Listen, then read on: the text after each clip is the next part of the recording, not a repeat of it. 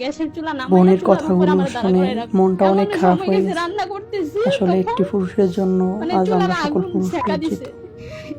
এই জন্য কখনো এরকম কাজ করা যায় না। দরজা খুলতে কেন দেরি হইছে? মেয়েদেরকে মানে তরকারি রান্না করছি, রান্না করার পরে তরকারিত নাকি তেল একটু বেশি হয়ে গেছে, ওই নিয়ে গরম তরকারি খুলি পাতিল আমার এদিকে ডাইলা দিছে, মানে এখনো পুরো আছে। অন্য কারো একদিন হইছে কি বলছি যে পানি শুধু ফুটায় ঘরে আছে, তো সেটার উপরে পানিটা ঢাইলাইছে গরম পানি। বোনের কথাগুলো গরম পানি ঢাইলাই গরম পানির উপরে আমারে দিছে যে ওইখানে শুইতে হবে। আমি শুনে দেখে বলে আমাকে ইচ্ছা মতো নে, মানে যতটুকু পারছে সে মারছে। পরে সারা রাত ওইখানে আমাকে ওইখানে শুয়ে রাখছে, দাঁড়িয়ে বসে আছে। যদি এখান থেকে উঠি আমি ওয়াশরুম করে আর যাই করে এখানেই করবো।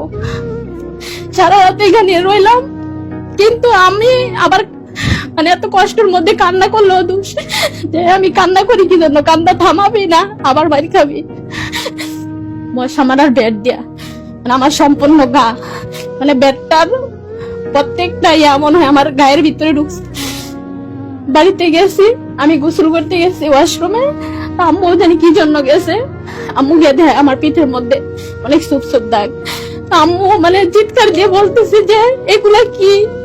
তখন আমি বলছি যে ব্যথা পাইছি। আম্মু বলে না, এতগুলো তার ব্যথা পাও নাই।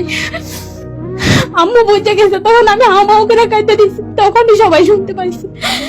আরেকদিন গামছা নিছে, গামছা নিয়ে যা ফ্যানের সাথে আমাকে ঝুলাইয়া মারা ফেলবে, মানে আমার মতো নারীর নাকি বাঁচার অধিকার নাই। তারপর আমি 999 ফোন দিয়ে আমি ওইখান থেকে উদ্ধার হয়ে আসছি। আসার পর থেকে আমি এতদিন পর্যন্ত ঢাকাতে আছি। তখন আমি মানে রাগে টাগে আমি ওনাকে ডিভোর্স দিয়ে দিই।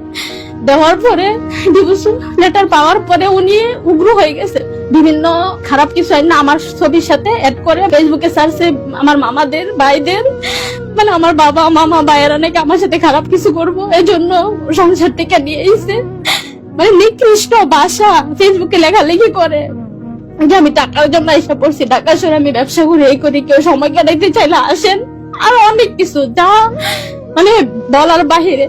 আবার বিভিন্ন নাম্বার দিয়ে ফোন দিয়ে হুমকি দেয় এবং বলে যে তোকে এমন কিছু করছি, লাইফে তোর কখনো বিয়ে হইব না, তোকে এমন ব্ল্যাক ম্যাজিক করছি যে তুই নিজে নিজে পাগল হয়ে রাস্তায় রাস্তায় করবি, নিজে নিজে আত্মহত্যা করবি। আমি বলতে চাই যে এখনো সময় আছে, ভালো ভালো পথে আল্লাহ রাসূলের পথে যাও এবং আমার জীবন নিয়ে যেন আর খেলামেলা না করে। আমি ডিভোর্স দিয়ে দিছি, অলরেডি 2 মাস হয়ে গেছে, 3 মাস হয় না এখনো। আমার ছবি দয়া করে, আমার ছবি আর স্যার আমাকে আর জ্বালায়